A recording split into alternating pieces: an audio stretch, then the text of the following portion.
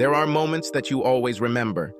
Some of them are so common that they are almost ubiquitous. The first kiss, the first love, the loss of virginity. There are others that are a little less common, but not much. A wedding day, the birth of children. There are also more rare experiences. A bungee jump, say, or when some rich asshole offers you $500,000 to spend the night with your wife. I'm sorry, what did you just say? Must have heard wrong? Simon Richards chuckled, amused at my confusion. The multimillionaire was about 40, but could easily pass for a 30-year-old. Tall, fit, tanned, and impeccably handsome. The only interesting feature of his face, the only flaw that gave him even a hint of character, was a small scar under his lip. A well-dressed man. Even his shorts, t-shirt, and Hawaiian shirt seemed tailored. Richards is one of those quiet, reclusive types of rich people who shun the spotlight. Dangerous. I said, Adam, that I would like your wife to spend the night with me. In exchange, I'll pay $500,000, half to her and half to you. I promise she will have a great time and you will be taken care of. He gestured to the woman next to me where my wife should be, an exotic beauty named Grace. I assure you, Grace will make the time fly by very quickly. In fact, once you've tasted its delights, you'll probably even want to extend it for another day or so. Sitting next to him, too close at that, was Irene, my wife of 9 years. She is a beautiful woman with hazel eyes and golden blonde hair. Moreover, she is slender, but, to be honest, not comparable to Grace. If I saw both women at a bar, I would probably hook up with Grace and then try to pick up Erin. I assess my chances realistically. There is nothing special in my appearance, although I am in fairly good shape. We were here in the first place because of Erin. She is the executive assistant to the CEO of a small firm that Richards acquired. Once the deal was done, she, along with her boss and several other senior officials working on it, were invited to Richards' private island. According to Erin, in order for an employee to come, his or her spouse must be present. But I noticed quite early on that for some reason, several wives did not receive this notice. I quickly noticed how passionate she was about Richards. We didn't know each other before our arrival, but as soon as we were on the island, he took the entire delegation on an excursion. However, it was clear to anyone with any sense that he was giving the tour solely for her, and the rest of us were simply following along. During the tour, Erin made no effort to stay close to me, but after we were shown to our bungalow, she spent several hours sucking the juices out of me before we went out to dinner together. After a wonderful evening of dinner and dancing, we returned to our cabin to try the usually forbidden types of sex that she gave me on special occasions. I should have been wary then. The next morning, she told me about the different excursions I could go on: scuba diving, snorkeling, parasailing, and more. I asked if she wanted to go too, but she just laughed, kissed me lovingly, and said she just wanted to work on her tan. I always wanted to try scuba diving, so I went there in the morning. When I returned around noon, one of Richards's assistants said that we were invited to lunch with him and that Erin was already there. And she was there, already close enough to touch. The heads were so close that a slight shift of one or the other could destroy me. To her very little credit, she jumped away from him slightly as I walked in, and he stood up to greet me warmly. I growled, "I think this is my chair, Mr. Richards?" He just grinned, an annoyingly bossy grin, as he sat down again. "Ah, but our drinks are already here. There's no point in changing seats, Adam. Plus, you will find that Grace will be a wonderful companion." She nodded politely at me, a smile forming on her lips. I almost left. Something went wrong. This is some kind of ambush. I'm a reporter and grew up in a bad neighborhood. The locality and the caresses of my wife the night before had dulled my senses, but now I was keen again. Erin's boss, Mr. Elgin, was also there, as was his wife, a blue blood couple hanging out with Bluebeard. More importantly, 2 of Richards's security guards were here. Of the 2, my instincts told me I should be more wary of the first. The latter moved after me, almost blocking my exit. I sat down reluctantly. So far, nothing had happened that we couldn't overcome, I hoped. Erin had always been dazzled by the rich and famous. Unlike me, she grew up upper middle class, in that razor-thin border between comfort and true wealth. Her parents were always disappointed that she married me, and lately, I began to think that she felt the same. I looked at the crowd that had gathered and decided that the best option was to just get this shit over with. What's the matter? It was then that he made his proposal, the very thing that ruined my life, and decided his fate. At first I was stunned and unable to speak, but I was always a quick thinker. I came to my senses faster than I think any of them expected, quickly going on the offensive. "Erin, what the hell is he talking about?" She could hardly look at me. I enjoyed his company. Her gaze returned to me, and a slight panic appeared on her face. "Only communication. We talked and had dinner together, all together. It was just him and me who had lunch once or twice when Mr. Elgin was suddenly called away. Smart or not, I could not hide the mistrust and resentment in my voice. Did you plan this? It's not... He didn't just approach you about it when we got here?" "No." She fell silent. "He said it would be an adventure and that you would be well taken care of. Dear, I turned 30 this year, and you are 31. We'll start trying to have kids soon. I love you, but this could be our last real adventure, our last crazy adventure in the bedroom." Yes, exactly the last one. I couldn't look at her. "No, please, do not be like that. How amazing Grace is, and if... I only spend one night with him, I promise. But if you want to spend a whole week with her, then fine. I know I set a trap for you, but I knew that..." I exploded. "Yes, you knew. Knew I wouldn't agree to this, so I waited until I was trapped here to bring it up." I looked at Richards. "Fuck you, Robert Redford. No bones. I do not play. My vows actually mean something to me." His face was calm. "That's why I'm offering you $500,000, Adam. Think about it. You can write your own ticket. Pay off the mortgage on your house, all your debts, start working on that novel Erin told me you've always wanted to write. A detective story," she said. "I've always loved the old Christie novels, but what about..." "Fuck you, you damn sociopath. I won't compare literary influences with you." He shrugged. "As you wish. I don't mean any hard feelings about this, and I understand that you're upset, but think about the benefits beyond the money. I assure you, Grace is an exquisite lover, and Richards tried to portray a disarming smile. He was lucky I didn't have a weapon because I happily used it on him. "Well, I don't want to brag, but when you get Erin back, I'm sure you'll find that she's a much improved lover. And if you combine that with the love that you two have, with the connection that..." He stroked her cheek, and I almost rushed across the table to him. "I wish I was lucky enough to have you. You will be very happy together until the end of your days. Erin, if you don't want a divorce, you will get up and leave here with me right now." It could still happen. This damn Erin. "I don't know what the hell you're thinking about right now, but I'm giving you a chance to at least try to stay with me." I begged, and I knew it. I knew from the look on her face that I might as well be talking to a rock. My wife put her hand on Richard's hand. "Adam, please. Everything will be fine. Just one night and then we'll have our whole lives. If..." She flashed a mischievous smile that made me want to puke. "If you want, I could join you and Grace for the rest of the week after tonight. She can show me the best ways to please you. I will devote my whole life to this, my love." I growled. "Do not call me that. There's no love here." Erin's face became stern with a slight hint of sadness. "Okay." She stood up, and Richard stood up with her. "This will happen. It's too good an opportunity, financially speaking, to simply pass up. I'm sorry you're upset about this. I was completely serious when I said all this.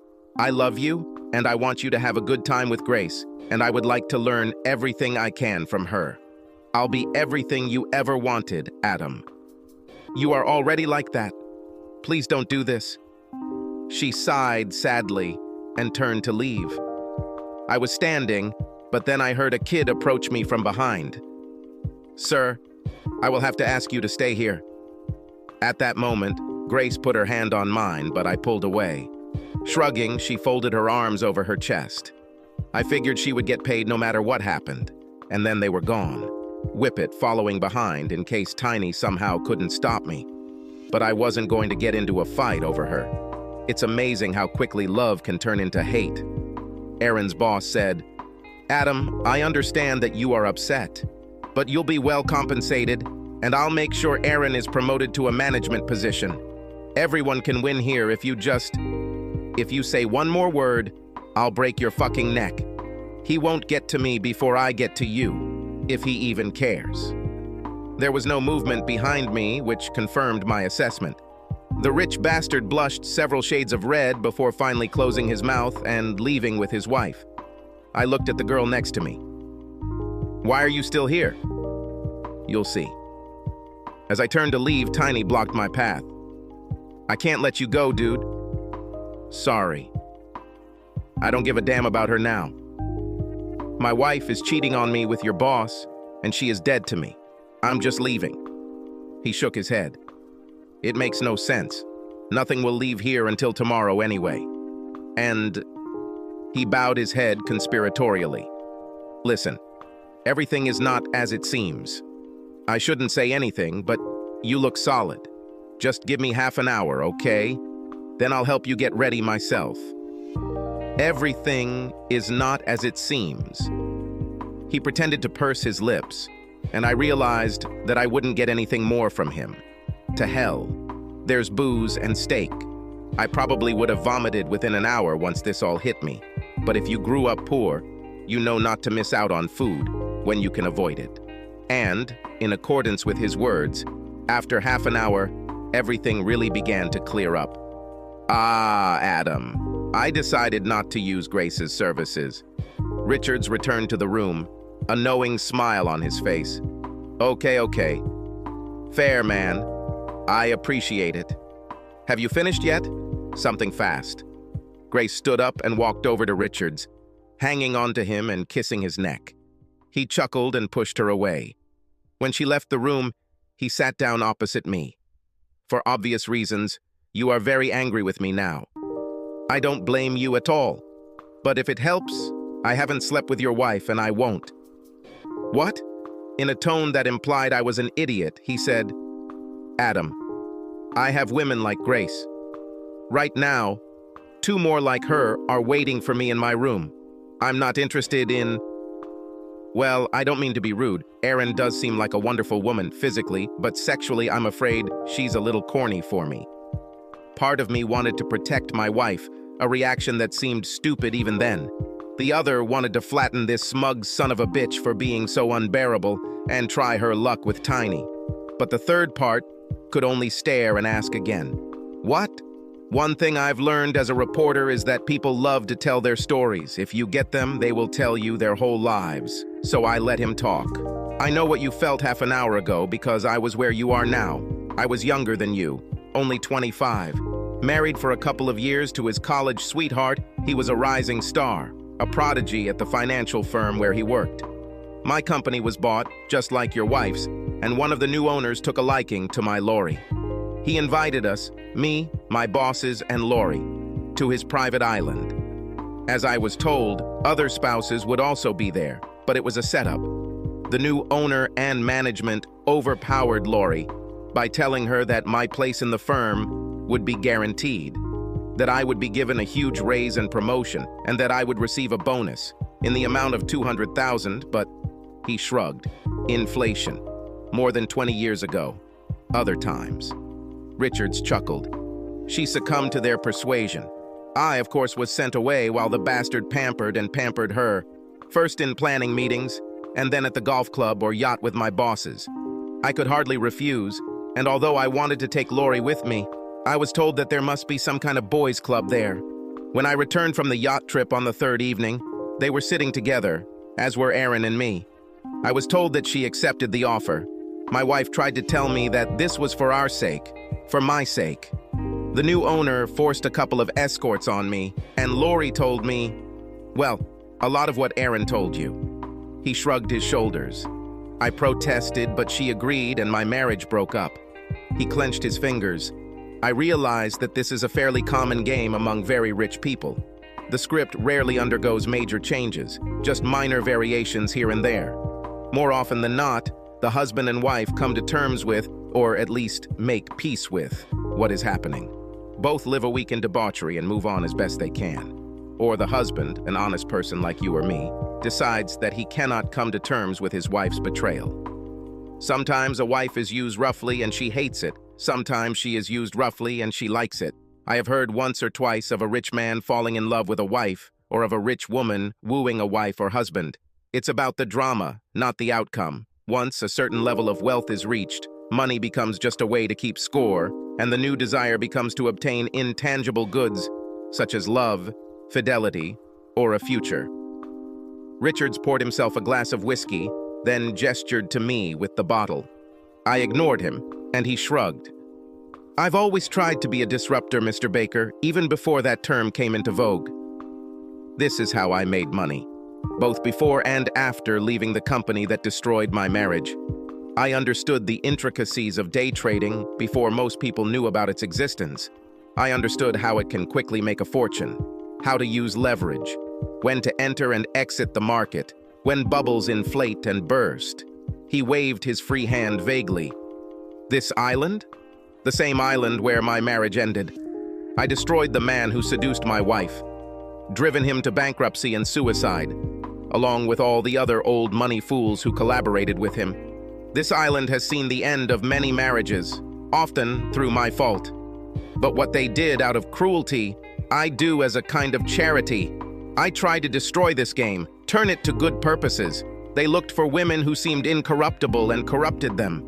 I'm looking for women in need, greedy, women who look at their life as one in which they should be happy and still hunger for more. Some people take some convincing, but with Aaron, to be honest, I didn't put in much effort. I clenched my teeth. Sorry, I know it seems offensive, but it shouldn't be offensive, it's just the truth. But I did you a favor, Adam, whether you see it now or not. In the end, she would have left you for the first man from her company who decided that she was worthy of becoming a trophy wife. I've done this dozens of times, and every company has an Aaron like that. Sometimes even several. Richard sighed. I know this is a cruel consolation, but you are young. I left my marriage when I discovered that my wife was like yours. Once my head was back in place, along with the desire to destroy the men who did this to me, I wanted to help the men who were unknowingly trapped in marriages that were ticking time bombs. I also wanted to reward virtue, Adam. When I started playing my version of the game, I became convinced that this was its main principle. If both spouses accepted my offer, they were paid exactly what was described, and I believe they still separated after a few years because they both had that greedy spark in them that would make any amount of money not enough. If the wife leaves but the husband does not, it almost always means divorce. Considering that I have never spent the night with my wife on such occasions, and the fact that this is a purely verbal agreement on an island of dubious territorial affiliation, he waved his hand dismissively. Well, you understand, there is no way to ensure its implementation, in fact. That's why I give all the money to my husband. Of course, after a divorce, to avoid confiscation, the wife will receive a consolation prize in the form of a small bonus, a promotion, and an increase in salary to keep her quiet. But no, she will not receive the large payment that she was counting on. He grinned. By the way, you passed the test and will receive the money. If you want to go and have fun with Grace, or heck, blow off some steam with Grace, Charity, and Faith together in my room, you're welcome. Sort of like a victory lap, if you like. My face showed my rage. No, I understand it's too early.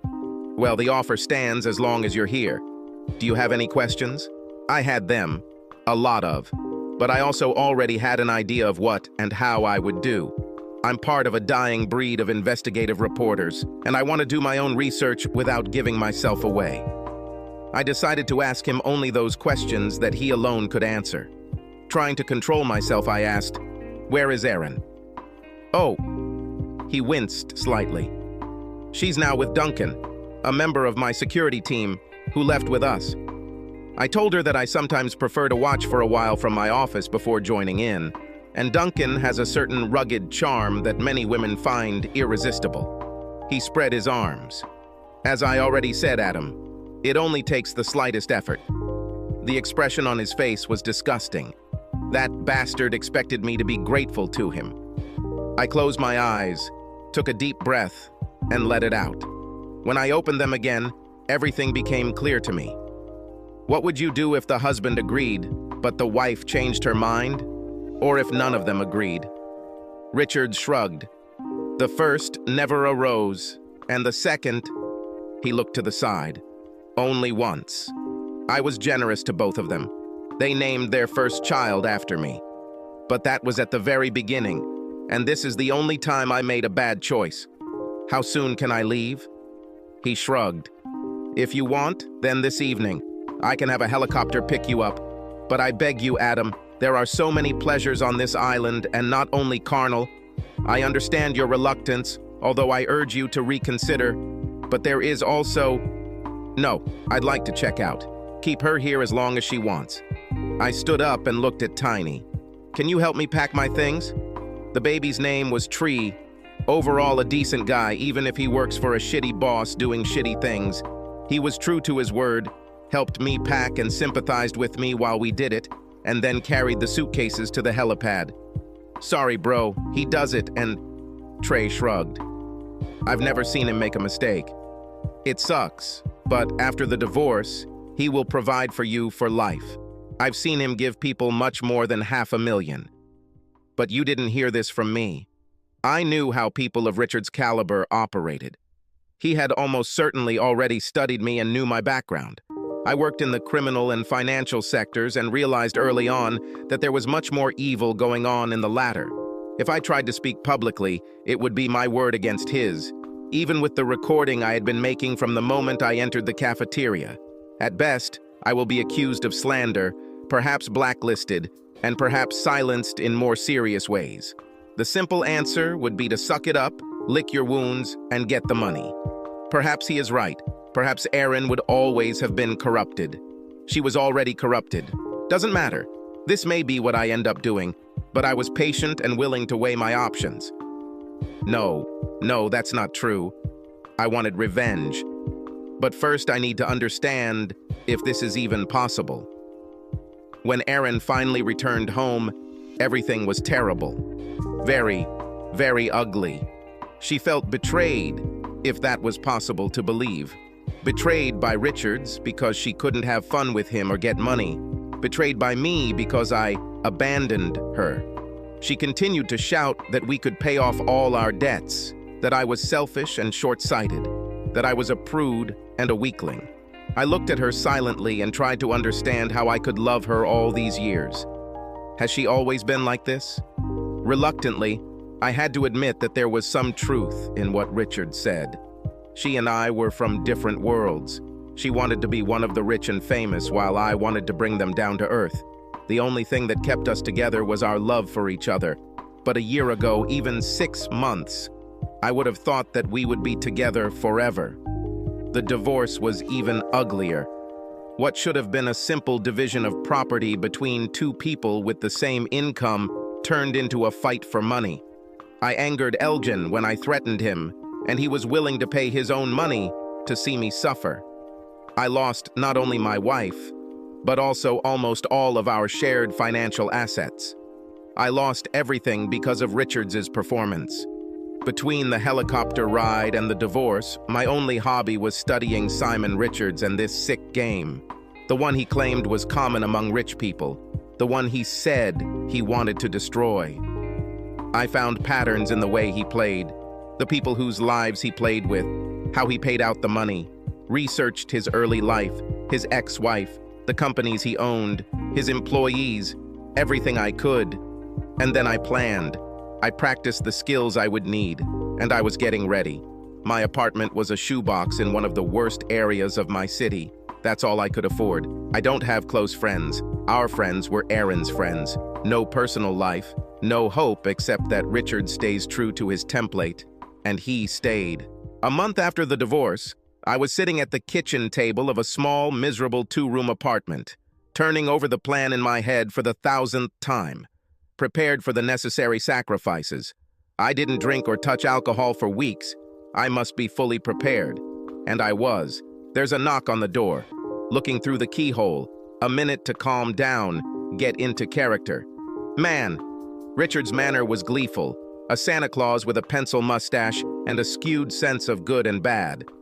Behind him is only Thank God Duncan is not there. Otherwise, everything would have gone completely differently.